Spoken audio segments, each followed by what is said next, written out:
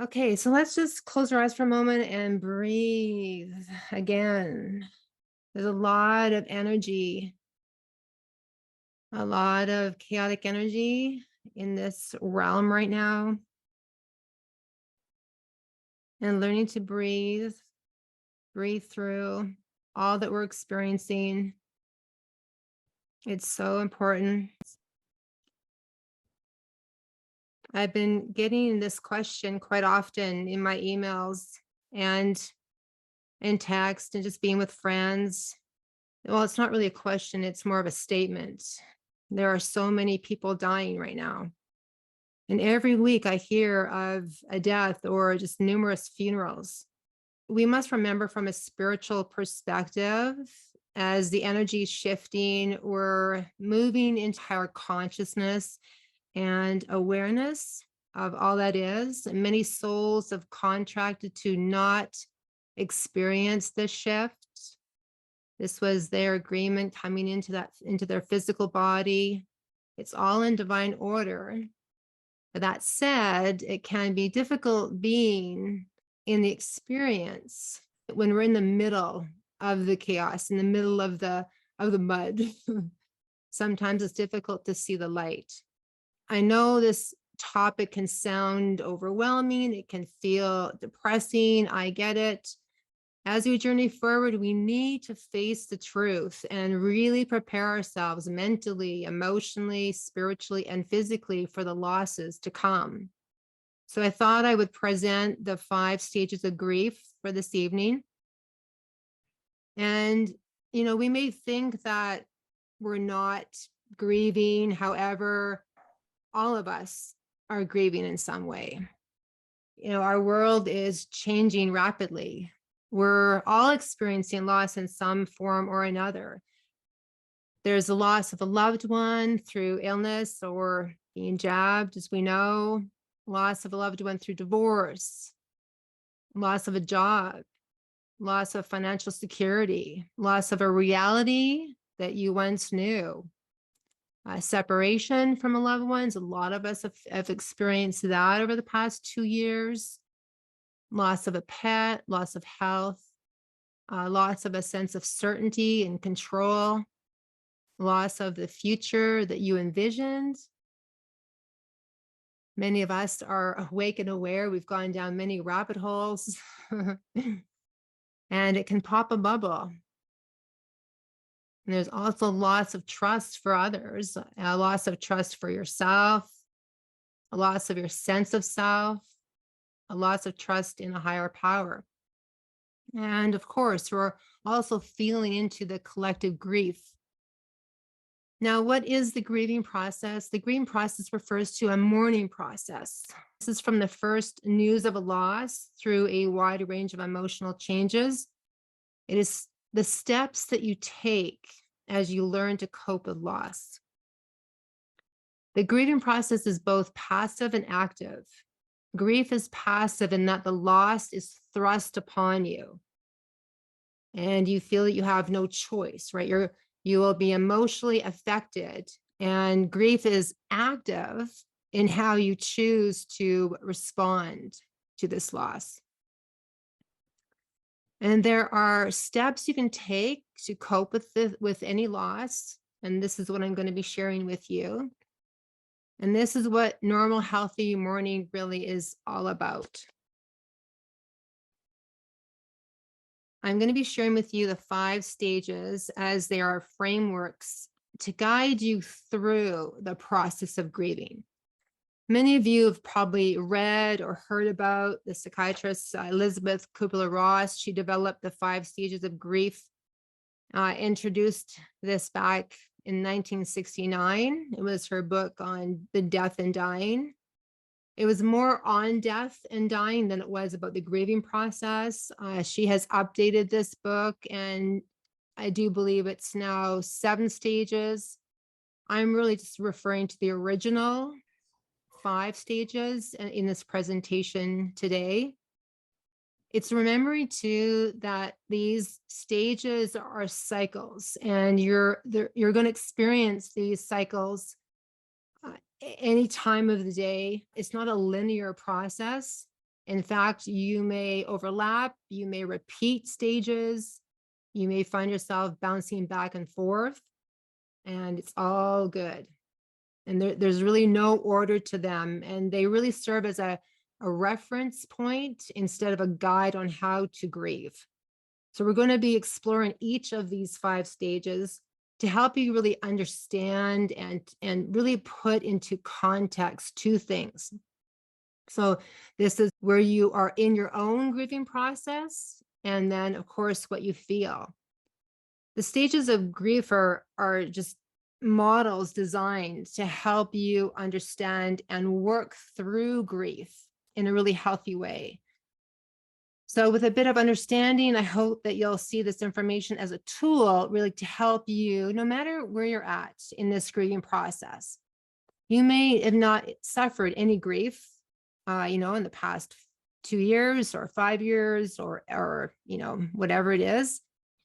That's great. Or you may be going through grief right now. And if you are, I send you love.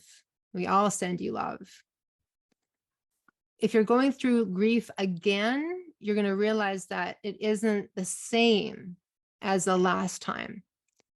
And it's really important to remember that each person processes and experiences grief in their own individual way.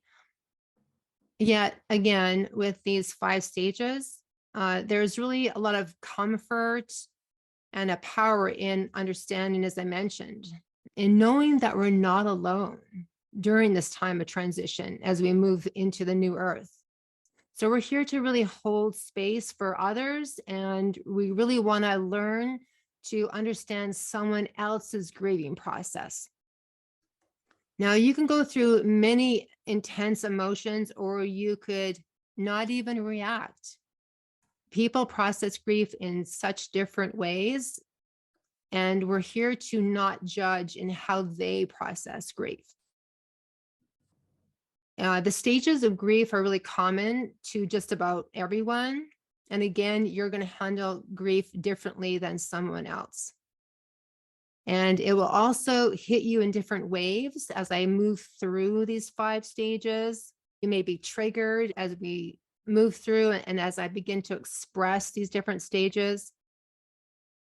And again, there's no rules following the grieving process. Okay, let's get started. Okay, first stage is denial. Well, we've been experiencing denial with a lot of people in this realm right now. So for some people, denial may be the first response to loss, to change, to dramatic change. And this is also referred to as shock. Denial is a common defense mechanism.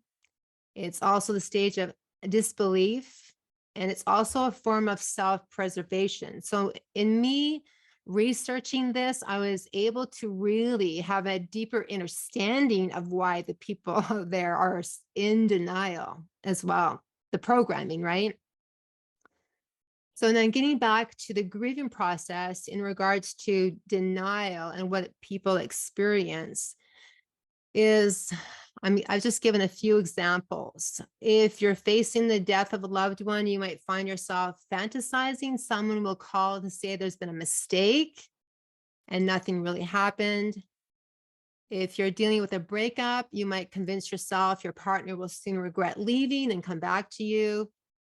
And in reference to a job, you might feel your former boss will offer you the position back after they realize that they've made a mistake. So this stage is really the denying of the death. It's really I would say the denial of when a doctor states that this person is now has cancer, has 6 months to live. It's in those statements that you hear. It can be a friend. It can be a loved one sharing these words.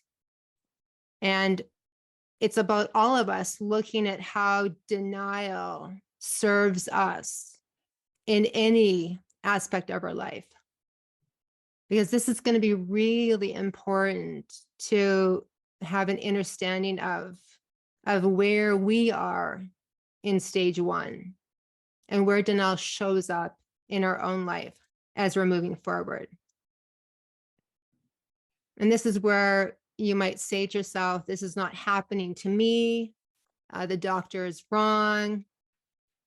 And we're really denying that the issue is real. It's also very temporary. It really carries you through that first wave of shock. Eventually, when you're ready, the feelings and the emotions that you have denied will surface as you move forward. And usually the first emotion that arises is anger. Now, according to Elizabeth, again, pain from a loss is often redirected and expressed as anger. In this cycle, you use anger as a way to mask your emotions. You cover the pain of loss with revenge, bitterness, frustration, betrayal, or resentment. You might fly off the handle at those around you, blame inanimate objects, strangers, friends, or family members for what happened. And you might even blame God or the universe, the creator, a higher power, or even life.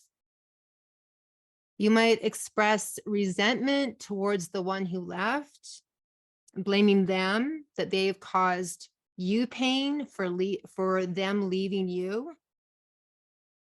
So feeling intense anger might surprise you or your loved ones. Again, this is a natural part of the process. Anger here serves a purpose. We've been taught that anger is bad and it's wrong. And it might be particularly overwhelming for some people to feel anger because in many cultures, anger is really feared. It's a rejected emotion. And we've been taught in our society to avoid what's underneath the anger. So during this anger stage of grief, you might start asking the question, why me? Or why do I deserve this? Again, it's not rare to feel anger in this situation or directing it, to a person that you've lost. And that even at some point, you might even feel guilty for being angry here. And the thing is that what we've been taught in our movies and television shows is we've been taught to spew out our anger onto our loved ones, which is really a very unhealthy way to express anger. So I'm going to be showing you a really powerful way to express anger in a healthy way. It's remembering too that when you're in stage one, you're in denial. So you're numbing your emotions. Here, anger might also be a way to reconnect to the world after isolating yourself in that denial stage. So when you're numb, you're disconnected from everyone. When you're angry, it's a form of connection. I thought that little GIF on the side would make you feel good as we move through these stages. Okay, now we move into stage 3. And this is where you will have someone postpone telling people of an illness or telling people of a death. It happens in the denial stage too, but it happens here as well. So bargaining takes place within the mind by trying to explain the things that could have been done differently or better. And it's known as the if only stage.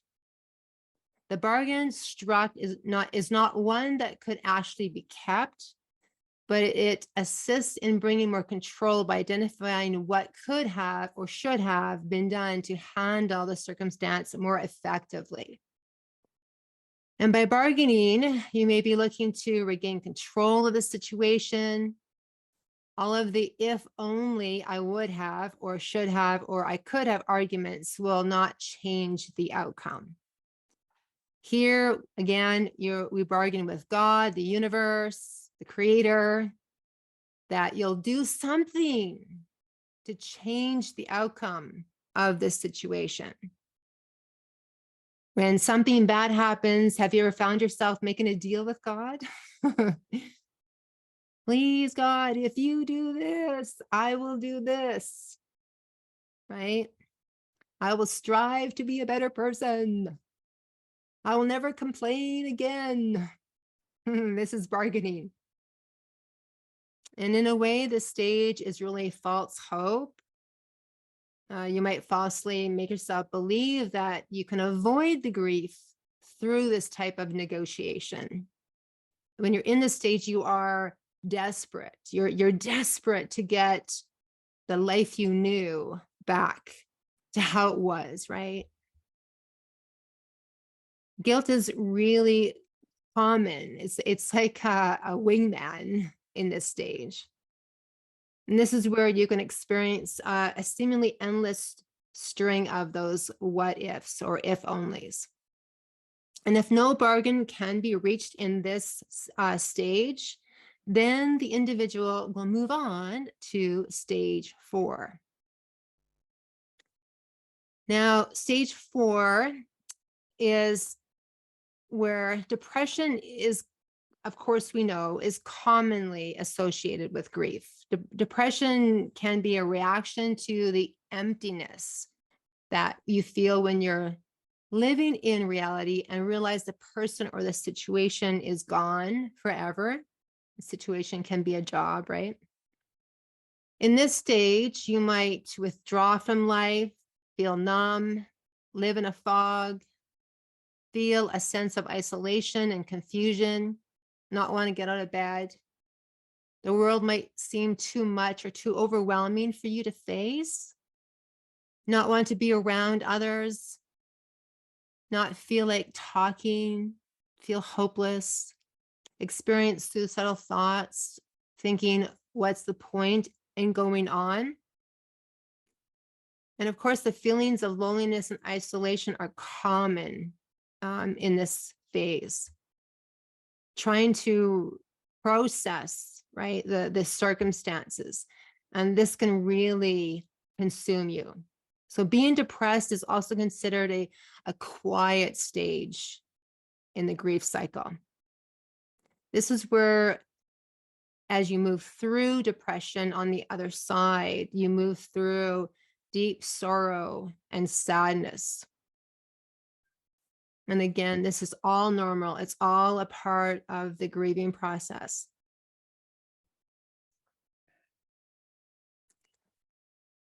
And the 5th stage, I was going to say final, but it's not really a final stage because, again, it's not linear. Acceptance is often confused with the idea of being all right or okay with what has happened. And this is not the case. We also see this with the word forgiveness, right? When we forgive someone, we think that, oh, I can't forgive that person because then that means I'm thinking everything's going to be okay then. But this is not true. For example, acceptance is not in the sense that it's okay my husband or wife died, but rather acceptance is my husband died and I'm going to be okay. Acceptance is really recognizing that this new reality is now your reality. It's not wishing life was back how it was or living in fantasies of the future. It's living right here, right now, in that present moment. It's really all about accepting the past has forever changed and that you must readjust. So in this stage, your emotions may begin to stabilize. You are here in this stage, you are re-entering into reality. You're going to be connecting with your friends. You come to terms with the fact that there is no sense fighting reality or fighting the reality of the loss. We understand it has happened and we know we cannot change it. So accepting a loss doesn't mean feeling good about it. You're still going to feel sadness here. You're still going to maybe feel all the other stages. You instead focus on finding meaning and purpose in your life. So learning how to live differently is really starting to come together for you in this stage. You may be working towards new goals. Again, making new friends. And again, this stage does not really end the grief. It just means that you are moving through the other side. You can see a future for yourself here. Your grief symptoms may present themselves physically, socially, mentally, emotionally, or spiritually. Some of the most common symptoms of grief are, of course, shedding our tears, right? Crying, headaches, migraines. Lots of people are experiencing migraines right now. Difficulty sleeping, questioning the purpose of life, question your spiritual beliefs, feelings of detachment, isolation from friends and family, abnormal behavior, worry, anxiety, guilt, fatigue, anger, loss of appetite, aches and pains, stress, frustration. And as I'm sharing all these words, just tune into what you're experiencing because we are grieving our reality right now because we know that these systems are collapsing. Our reality is going to be shifting in such a dramatic way. So we are grieving a world that we once knew, and we know it's never coming back. And so it's really important to feel into all of these words and what you are experiencing yourself.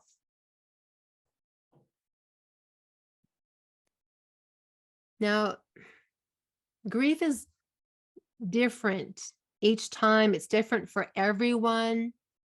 You don't know what anyone is working through. So this is really where we need to have compassion for every living man and living woman and child. We need to be kind to everyone, and especially to ourselves right now. Eventually, grief lessens, and the fond memories of someone may stand brighter, right, in our mind. We're less consumed by the losses we've experienced, and we're focusing and redirecting our attention and attention on the future. And there are so many facets of grief that need to be healed in order for any one of us to move forward positively. And it's so important to remember to not put a time limit on how you are experiencing anger, sadness, and then forgiveness and facing loss and then releasing and maybe going back down again until you move into acceptance.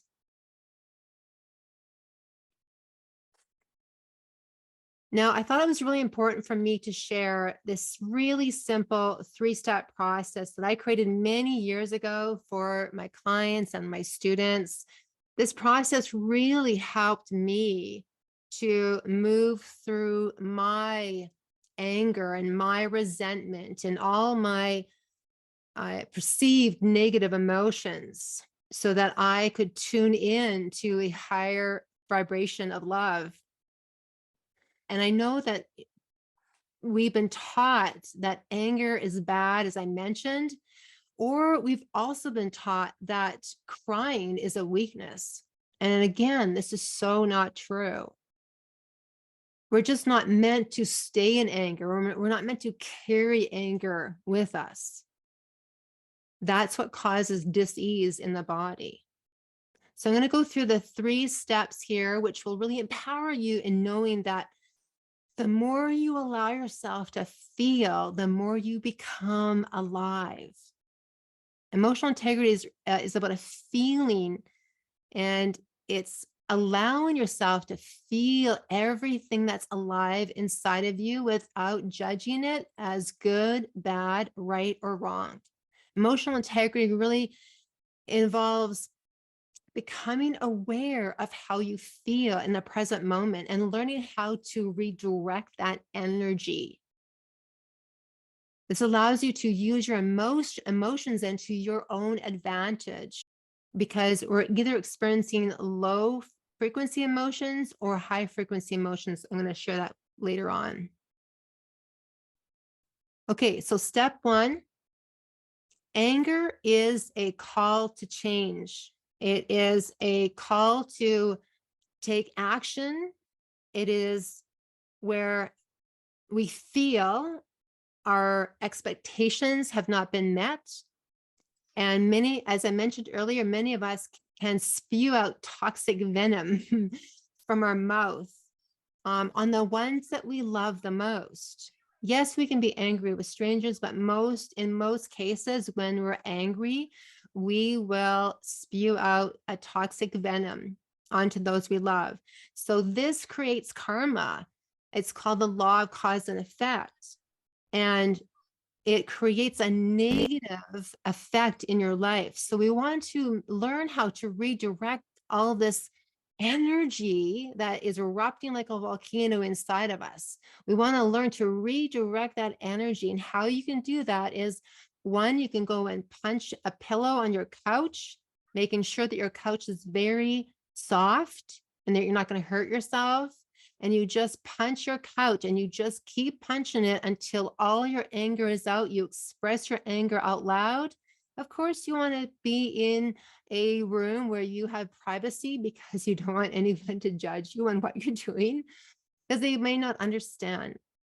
So this is where you're just hitting the couch, or you can be in your bedroom and hit the mattress or a punching bag. Lots of people will drive out in their car into a field or wherever it is and scream and yell outside. Or you can go into your basement if you want, if you have a basement, and close a door and just scream downstairs. This is the most healthiest way to express your anger. The reason why I say couch or bed is because it allows you to step into step 2 and 3 with more ease and grace. Once you have released all your anger, what happens is you will realize that underneath anger is sadness. Underneath sadness is fear. Underneath fear is your divine mind, and that's where you want to go. So here, once your anger has been released, you will naturally bring up sadness.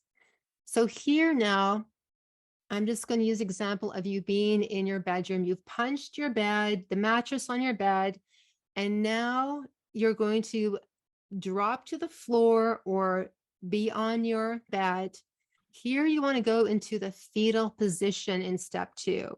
The fetal position is a magical space. It is a powerful space because it feels like you're back in the womb when you are here crying and allowing for sobbing. You're allowing for the full expression of your tears. Once you've expressed your anger, you will begin to allow for tears. Some people, because they've not allowed their tears to express and have held back their tears, it might not show up in the fullness of sobbing in that moment. But I promise you that if you allow yourself to go here and sob uncontrollably, you're going to want to have a tissue box, a glass of water with you, a blanket, a pillow, and stay here as long as you possibly can. Sometimes you might be here for 5 minutes. Sometimes you might be here for 40 minutes. It really depends. I have held space for some of my clients for 1 hour as they were embracing their sadness. I just held space and they sobbed uncontrollably. The amazing thing is when I'm speaking of the magic, at the end of this process here, you will feel grace. You will feel a sense of peace. You will experience a space within you where there's no thought. It is truly beautiful. So once you reach that place of inner peace, then you go into step 3. And this is about remembering your divine mind. A lot of people miss this step and they release their anger, they release their tears, and then they go about their day, but they are now experiencing depression. They can now experience an incompletion. However, if you go into step 3 and you remember your divine mind, you will experience something completely different. So now you get up from you've been laying on the bed in fetal position, or you've been laying on the floor. You sit up now and you begin to meditate with your spine straight. And this is where you connect to your soul, to your higher self, through expressing words of self-love. And as you hug yourself, you say these affirmation statements out loud. You need to witness yourself saying these words out loud, because remember, in stage 1, you were expressing, maybe you were swearing, you were yelling, you were calling people names, whatever you're saying out loud, because you're allowing for the full expression of anger. Now you need to go to the complete opposite end of the spectrum, which is above the line. You go into stating words that are uplifting, and you say out loud, I'm so proud of you, and then your name, for having the courage to feel your emotions. You say, I love you, and your name, and you can hug yourself. You may feel yourself rocking back and forth. And as you're saying these words, tears might come up again. And you just continue, I am so grateful for, and whatever your divine mind brings to you, you say these words out loud. You say, you are so amazing, and your name. I love you so much, and your name. You need to say your name out loud. You may find yourself again gently rocking. You may still have tears, as I mentioned, but you're going to be experiencing now tears of relief and tears of happiness, sometimes even tears of joy. And that will again bring you back into crying and sobbing uncontrollable. But now you are experiencing a deep connection to the soul. And this is a profound spiritual awakening right here. It's really incredible. So remember, as you're moving through these stages of grieving, you're going to be all over the map. It's going to appear messy. Again, these stages are not linear. And again, time does make a difference. Things do get better. Life becomes easier. But again, as you're moving through, you're going to experience your own unique expression. And yes, as I mentioned, it will get messy. So the 5 stages of grief aren't intended to tell us exactly how your grief will go, right? Instead, the idea of the stages is to really help you make sense of your emotions, and then the sensations, the impulses that you're experiencing. If you're still feeling anger months after a loss, it doesn't mean that you've done something wrong, okay? It's really important to know that there's no right and wrong way of grieving.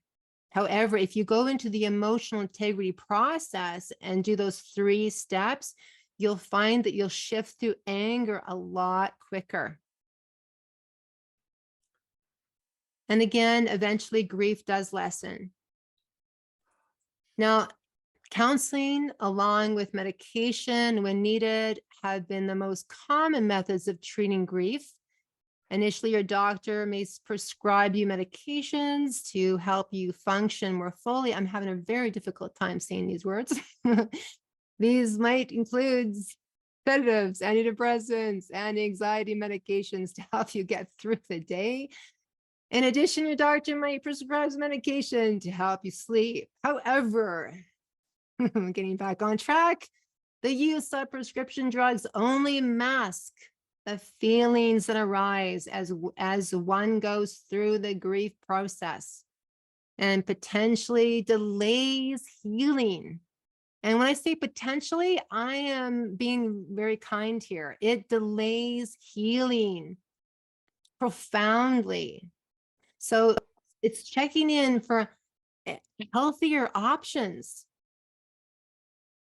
This is about walking in nature, listening to high frequency music, essential oils, warm bath, massage, Reiki, naturopathic medicines, homeopathic remedies.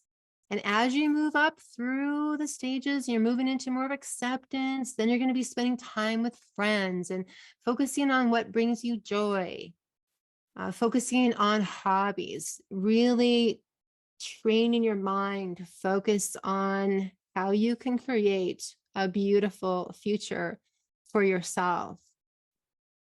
And this is really where you can join a support group as well. Now, let's look at a higher perspective. Many of you probably heard this before, that there's no such thing as death. Because we are all made of energy, and energy cannot die. It only transforms itself. You've all heard that before. So Noel Edmonds shares there isn't such a thing as death. It's just a departure. You cannot die. You are made of energy, and energy does not die. It just transforms itself from one form to another. Your energy will return to where it came from, part of a massive, incomprehensible, universal web of energy. And this may be a great book that you might want to read. You Cannot Die. When you have this higher spiritual perspective, loss looks very different. As you know, in my book, Living in the Freedom Frequency, I have a chart. And in this chart, I have many, many words. On this slide right here, I've only chosen a few words. We are not meant to live below the line. Every negative or perceived negative emotion below the line, and I say perceived because all negative emotions have a beautiful gift in them. A gift of remembering who you truly are. When we are below the line, we are in fear-based consciousness. When we are above the line, we're connected to source. And that's why when we're moving through the grief process, it's so powerful, because it allows you to really feel all those words below the line. The only way that we can live above the line is to feel our darkness, to feel everything that we are afraid of. And sometimes we don't even know we're in fear.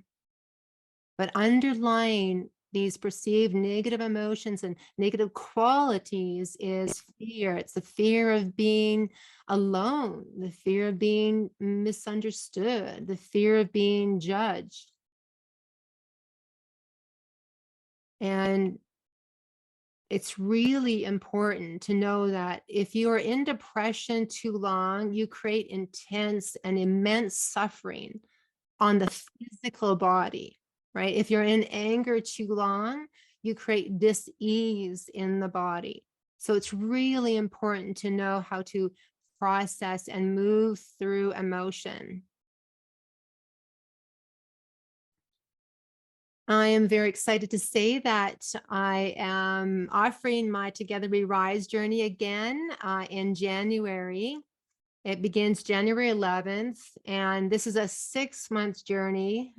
We go through different modules, and within those modules, you are learning how to live above the line, how to process emotions, how to really live in emotional integrity, and how to truly stand in that mental mastery so that all the negative thoughts that we're being bombarded with right now in this realm, all the distractions do not take you out of the game, right? You are here to learn how to embrace and upgrade and really connect to the divine mind and to your higher self, and to really listen. So I show my students here how to connect to their divine mind. Not only that, they actually meet their higher self. And there's not a lot of people that can say they've actually met their higher self. So here you get to meet all these different aspects of yourself so that you can begin to see how truly powerful you are. And then I take you through the evolution of relationships to show you how the old model of relating is not working for us. Yelling, silent treatments, manipulation, none of that is who you are. We're here to learn a whole new model in relating. And it's really, really powerful. There's different cycles that we're all experiencing right now. And many of us have not even experienced the 3 top cycles that we're meant to experience in our relationships. And then I show you how to heal your body so that you are physically strong too, mentally strong, emotionally, all of it, so that you can walk the path that we're journeying on right now as we move into the new earth, which is very exciting. If you're interested at all, just send me an email. Now, I really would like to see this being realized in Life Force Canada. I know our Health and Wellbeing Committee, the forum, have been talking about creating a grief support group for some time. I know that Laura Jane and the BC Connection calls, they've been talking also about a grief support group. I think we need to have this conversation this evening and see how we can make this a reality. I think having a weekly support group is going to be so needed and so important. Again, there are many books on the subject. Elizabeth, she has created many books. This one here that I shared with you in regards to the 5 stages is just the first book, but she has many on the subject as well. And of course, there's a grief recovery handbook. I do believe that this is such an important time for all of us to look at how and where we are grieving in our own life right now. And it doesn't really have to be related to others outside of ourselves. It doesn't have to be related to the past 2 years. It's really important for all of us to tune in to what that looks like in our own life right now.